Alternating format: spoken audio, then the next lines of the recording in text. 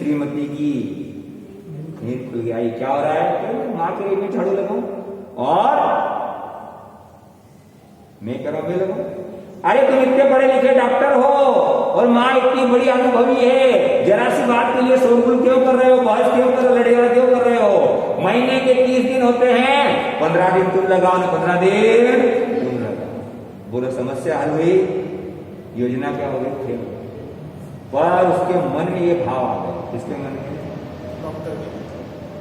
बहू की। ये माता जी के पावर बढ़ते जा रहे हैं, बेटे को अंडर में करूं, पति को अंडर में करूं, और ये मां साहब को भिजवा दे वृद्धाश्रम। कौन सा आश्रम?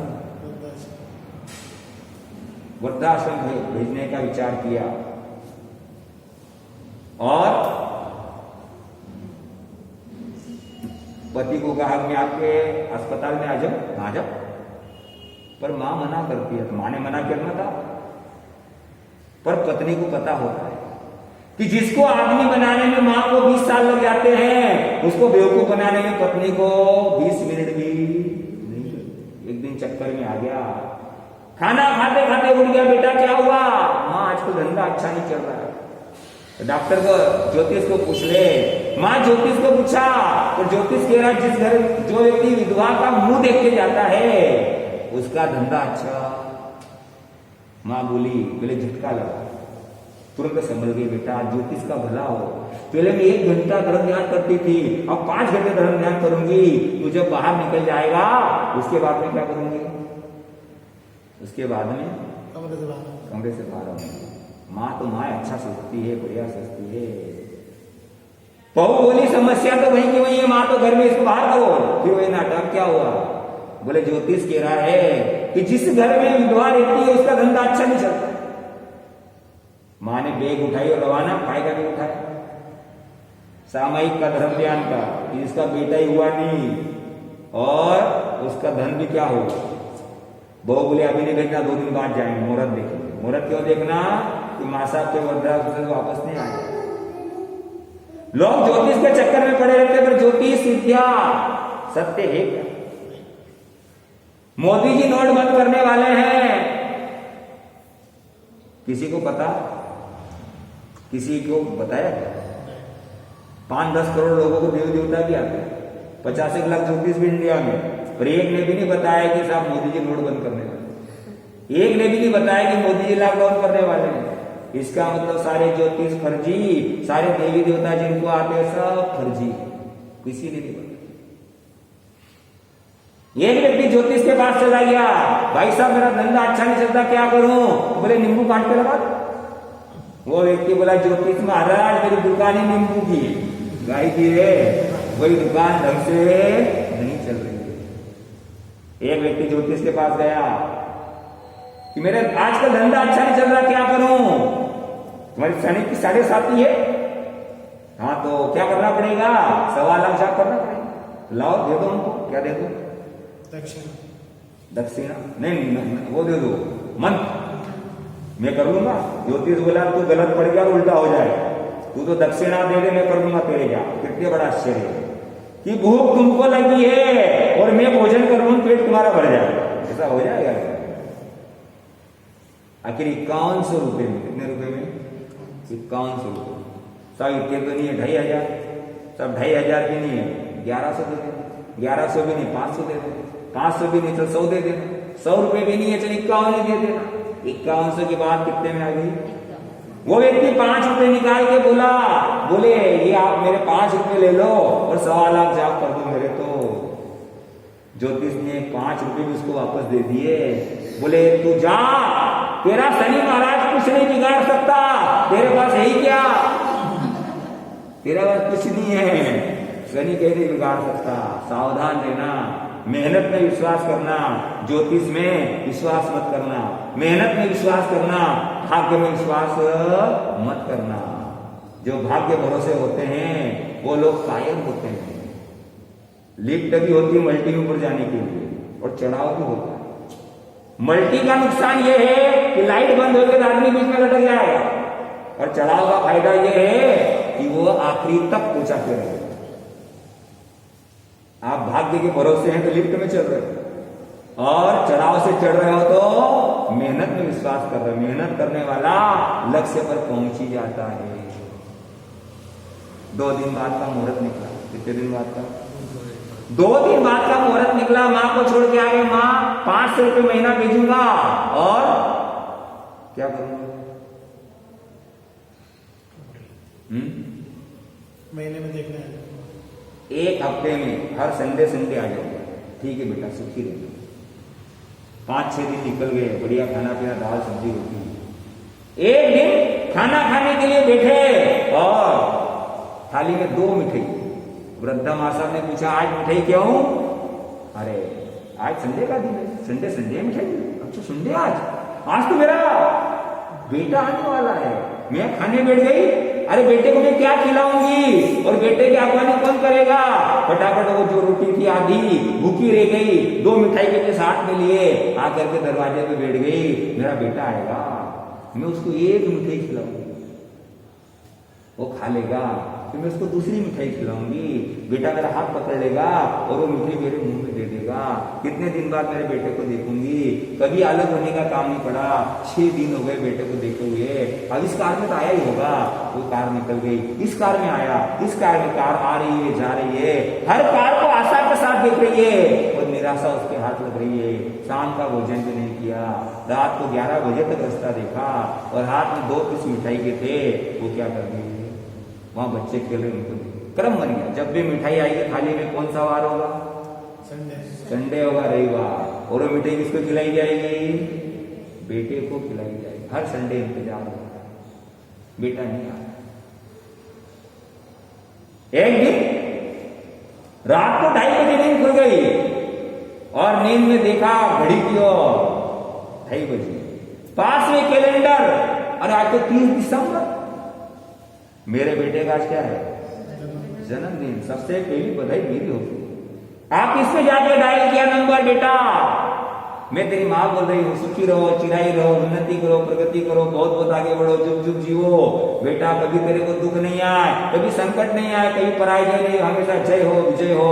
मेरा बेटा आगे बढ़े, आगे बढ़े, आगे बढ़े, बोलती जा रही। लंबी शुभकामनाएं देने के बाद जैसे ही चुप हुई, बेटा बोला, माँ ये शुभकामना सुबह में दे सकती थी, रात को मेरी नींद खराब करने की क्या चाहिए? माँ तो माँ है, कौन बनती है? मैं कैसी उतावली, कैसी बाउली। मेरा बेटा दिन भर मरीजों से परेशान, रात को थोड़ी सी सुकून की नींद लगी थी और मैंने उसकी, मेरे बेटे की नींद क्या कर दी? खराब कर दी। मैं कैसी हो गई हूँ, मैं कैसी हो गई हूँ। चिंतन मन चल रहा है। अब बेटा विचार, मैं जाऊं तेरा भी निकलता जाए। मां विचार कर रही है कि वृद्धावस्था चल रही है और समाधि पूर्वक, संथारे पूर्वक मौत को ग्रहण कर लो तो सदगति हो जाएगी। एक बार बेटे को देखो, क्योंकि जीवन घड़ी के काटने के समान, सेकंड, मिनट और घंटा। सेकंड जल्दी चलता है, मिनट धीरे और घंटा और धीरे चलता है। सेकंड काटा के समान बचपन, घंटे के काटे के समान जवानी, और नहीं, मिनट के काटे के समान जवानी और घंटे के काटे के समान बुढ़ापा। 24 घंटे का दिन 24 साल जैसा लगता है। मां ने समाचार दे, बेटा एक बार मैं तेरे को देख लूं, फिर मैं समाधि से मरना चाहती हूं। बेटा कह रहा है, मां आता हूं। बहुत दिन तक देखा पर मां, बेटा नहीं आया। 2.5 साल पूरे हो गए। कितने साल पूरे हो गए? 2.5 साल। विश्व के सारे तीर्थ व्यर्थ है कि बेटे के होते माँ बाप असमर्थ हैं। विश्व में देवता का स्थान पूजा है और माँ बाप की सेवा ही सबसे बड़ी पूजा है। पिता की कमी को कोई बांट नहीं सकता और उनके आशीष को भगवान भी काट नहीं सकता। जिंदे माँ बाप को तो बेटे चुप करते हैं और मरने के बाद उनको क्या करते हैं? धूप दे देते हैं। श्वास ले और श्वास छोड़े नहीं तो आदमी मर जाएगा। ऐसे सेवा ले और सेवा करे नहीं तो आदमी मर जाएगा। और जिस दिन तुम्हारे माँ बाप तुम्हारे कारण रोते हैं, उस दिन आंसुओं में तुम्हारा पुण्य क्या होता है? बह जाता है। वारे जमाने वारे जमाने तेरी हद हो गई, बीबी के सामने मां रद्द हो गई, बड़ी मेहनत से पाला था वो आज मोहताज हो गई, और कल की आई छोकरी घर की सरताज हो गई, बीबी हमदर्द और मां सरदर्द हो गई। वारे जमाने तेरी तो हद हो गई, वारे जमाना तेरी तो हद हो गई। पिता भले दो हो सकते हैं पर मां तो हमेशा एक ही होती है। श्रवण कुमार ने माता पिता की सेवा की, प्रसिद्ध हो गए। भगवान महावीर स्वामी ने गर्भ में तय कर लिया, क्या तय कर लिया कि माता पिता रहेंगे जब तक मैं दीक्षा नहीं लूंगा, वो भी अमर हो गए। भीष्म पिता मैंने अपने पिता की इच्छा के लिए आज ब्रह्मचर्य ग्रहण कर लिया। आज हम उनको जो है याद कर रहे हैं जिन्होंने अपने माता पिता की सेवा की, और उनको लोग याद कर रहे हैं। जिन्होंने अपने माता पिता की सेवा नहीं की वो व्यक्ति दुनिया में किसी की भी सेवा नहीं कर सकता है। माँ ने संतारा कर लिया, संतारा 15 दिन में पूरा हो गया, और समाचार में बेटा तेरी माँ मर गई। आता हूं 3 घंटे तक नहीं आया, माँ के नियम अनुसार क्रियाक्रम कर दिया गया, और शाम के टाइम बेटा माँ कहाँ है, बोले मर गई। लाश कहाँ है, बोले क्रियाक्रम हो गया। कुछ दे के गई, कुछ कह के गई, देख वृद्धा आगे आई, बोले बेटा लिफाफा दे के। लिफाफा खोला, उसमें 15,000 रुपए निकले। 1 महीने के 500, 2.5 साल के 30 महीने के 15,000 रुपए, और 15,000 रुपए साइड में रख करके उसके नीचे एक निकला पत्र, और पत्र पड़ा, बेटा चिराई रहो, सुखी रहो, जुग जुग जियो। मैं यहाँ पर आई, तुम मुझे छोड़ के गए। 6 दिन बढ़िया भोजन मिलता था, 7वें दिन मिठाई मिलती थी।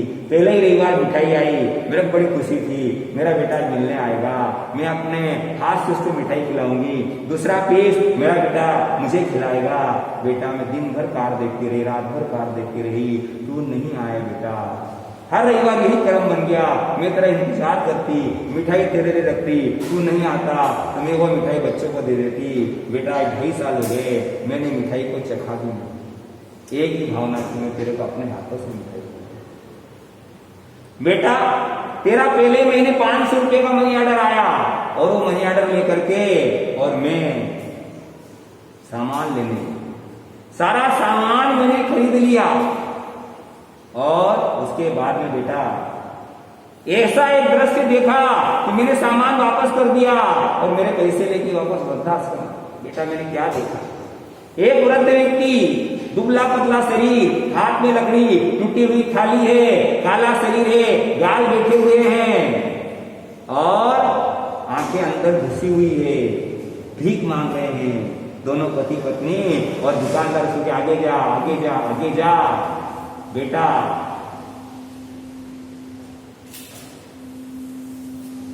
मैंने विचार किया, मैंने तो तेरे को संस्कार दिए, तो तू मेरे को वृद्धाश्रम छोड़ के गया, पर बेटा तूने अपने बच्चों को संस्कार नहीं दिए। तो आज तो तू 30 साल का है, पर जब 60 साल का हो जाएगा तेरे बच्चे बाहर निकाल देंगे, उस समय में बेटा तू दर-दर का भिखारी बन जाएगा। उस कल्पना से बेटा मेरा रोम रोम कांप गया। मेरा बेटा दर-दर का भिखारी बनेगा? नहीं नहीं, मैं अभी जीवित तो मेरे बेटे के बहुत कुछ कर सकती हूँ। बेटा आज मैंने 15,000 रुपए इकट्ठे किए, मैंने 2.5 साल कोई शौक मौज नहीं किया। ये 15,000 आज तू रख देना बैंक में। आज तू 30 साल का है, 30 साल बाद ये लाखों करोड़ों रुपए हो जाएंगे। उस समय बेटा तेरे बेटे तेरे को घर से निकाल दे, घबराना नहीं, बैंक में जाना और ये पैसे निकाल लेना और अपना बुढ़ापा सफल कर लेना। बेटा तो जीते जी भी मेरी सेवा नहीं कर पाया। मेरी छोटी सी भावना थी कि मेरा बेटा मुझे एक बार मिल ले, वो भी पूरी नहीं कर पाया।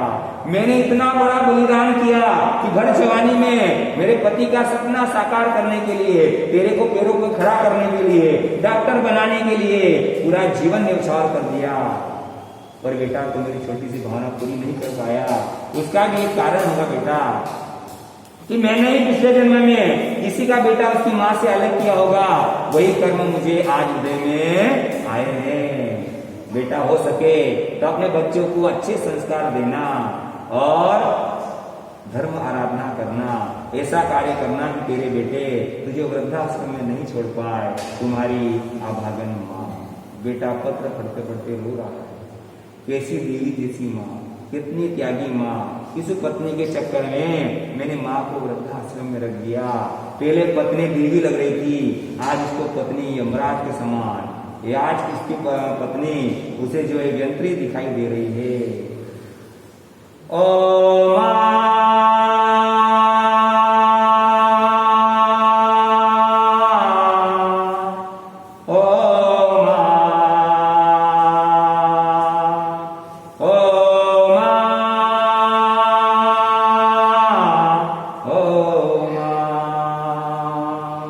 तो कितनी अच्छी है, तो कितनी भोली है, प्यारी प्यारी है। ओ माँ,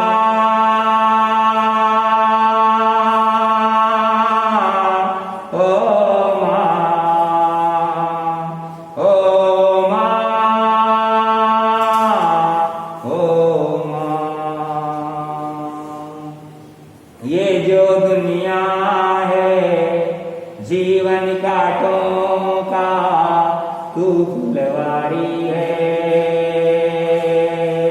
ओ माँ,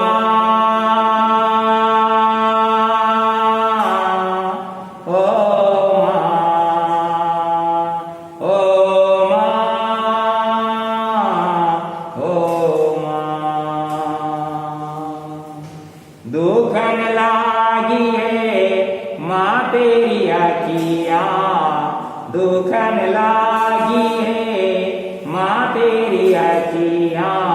मेरे लिए जागी है तू सारी सारी रतिया। मेरी निंदिया भी, तेरी निंदिया भी तूने वारी है।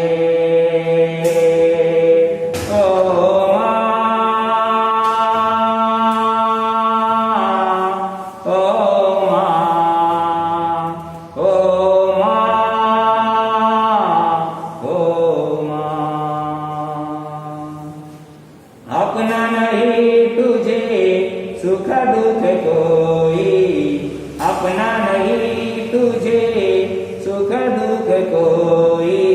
मैं मुस्काया तू मुस्काई, मैं रोया तू रोई। ओ मेरे हंसने पे, ओ मेरे रोने पे तू बलिहारी है। ओ माँ,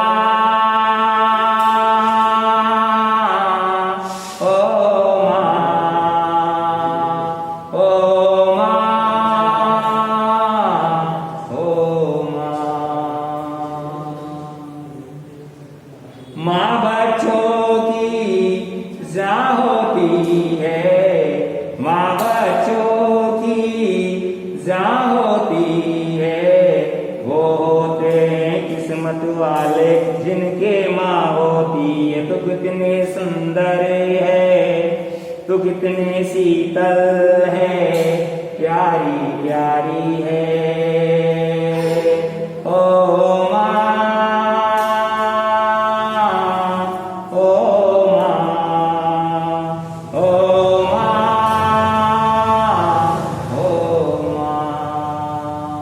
ये जो दुनिया है जीवन कांटों का तू फुलवारी है। ओ माँ, ओ माँ, ओ माँ, ओ माँ। माता पिता का आगे आ रहा है। वो भाई जगह के वृद्धाश्रम बना रहा है, पर वो आनंद नहीं आ सकता जो अपने सगी माँ सगे पिता की सेवा का आ सकता था। एक जंगल में एक संगीतकार मृदंग बजाया करता था। जब जब मृदंग पर थाप पड़ती एक बकरी का बच्चा वहां पर आया करता था। एक दिन अचानक की संगीतकार ने पूछ लिया, भाई तुझे मेरी ताल समझ में आती है या मृदंग सुनने में तेरी रुचि है?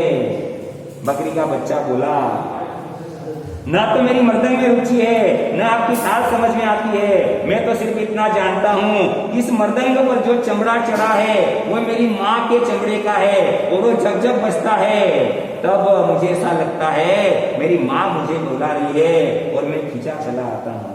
किसी के हिस्से में मकान आया, किसी के हिस्से में मकान आया, किसी के हिस्से में दुकान आई, मैं सबसे छोटा था, मेरे हिस्से में माँ आई। कल जब मैं काम पर जा रहा था, अचानक लगा कि कोई रोक लेगा मुझे, कहेगा खड़े खड़े दूध मत की, हजम नहीं होगा इतनी जल्दी, अरे 2 घड़ी सांस तो ले ले, इतनी ठंड और कोट भूल गया, इसे भी अपने साथ ले ले। मन में सोचा कि माँ रसोई बनाई रही होगी, जिसके हाथ में सना आटा होगा, पर पीछे मुड़ के देखा तो क्या पता पीछे सन्नाटा होगा। अरे अब हवाएं एक बात करती है मुझसे, जब जाऊंगा किसी काम से तो कौन कहेगा बेटा दही शक्कर खा ले सकून होता है, बेटा गुड़ खा ले सकून होता है, पर मन इसी बात को रोता है माँ सब कुछ है, सब कुछ जिस आजादी के लिए लड़ता रहा तुझसे उम्र भर, वो सारी आजादी आज मेरे पास है, पर माँ मेरा मन आज उदास है। कहता था ना तुझसे कि मैं वही करूंगा जो मेरे जी में आएगा, आज मैं वही सब कुछ करता हूँ जो मेरे जी में आता है। बात ये नहीं है कि कोई रोकने वाला नहीं है, गम तो सिर्फ इस बात है कि यदि गलती करूं, सुबह देर से उठूं तो कोई टोकने वाला नहीं है। रात को देर से लौटूं तो कौन नाराज होगा भला, कौन कहेगा कि बार बार अब और कहाँ चला, दोस्तों के साथ घूमने पर बुलाना कौन देगा, कौन कहेगा इस उम्र में परेशान करता है, पैसे कहाँ खर्च हुए क्यों नहीं बताता है, आए राम ये लड़का क्यों नहीं सुधरता है, सारे दिन सताता है, रात को देर से आता है, खाना गर्म करने के लिए जागती रहूं, खिलाने के लिए तेरे पीछे भागती रहूं, बहाती रहूं आंसू तेरे लिए, कभी कुछ सोचा है मेरे लिए। खैर मेरा क्या होना है और क्या हुआ है, मेरा क्या हुआ है, क्या होना है और क्या हुआ है, तू खुश रहे बस यही हुआ है। और माँ आज तमाम खुशियां हैं, गम ये नहीं है कि खुशियां बांटने वाला होता, गम तो इस बात का है कि कोई गलतियों पर डांटने वाला होता। तू होती ना माँ, तू हाथ फेरती कभी सर पर या हल्के से बाम लगाती, आवाजें देकर बुलाती, दिवाली पर टीका लगाकर रुपया देती और कहती बड़ों के पांव छूना आशीर्वाद मिलेगा, कपड़े मत फाड़ना अगला कपड़ा अगली दिवाली पे ही सिलेगा। बहन को सताता तो कुछ चाटे मारती, बीमार पड़ता तो रो रो कर नजरें उतारती, परीक्षा आती बादाम का दूध पिलाती और खूब प्यार से खाना खिलाती, मस्ती करने पर पिता की डांट का दर्द खाती, फिर पिता की डांट से तू ही मुझे बचाती, इसे नौकरी मिल जाए दुआओं में हाथ उठाती, ये तरक्की करे दुआओं में हाथ उठाती और नौकरी के लिए घर छोड़ दूंगा। सुन करके दरवाजे के पीछे पीछे तू जो है आंसू बहाती, आज सब कुछ है माँ सब कुछ, आज सब कुछ है माँ सब कुछ, आज तरक्की की हर रेखा तेरे बेटे को छू कर जाती है।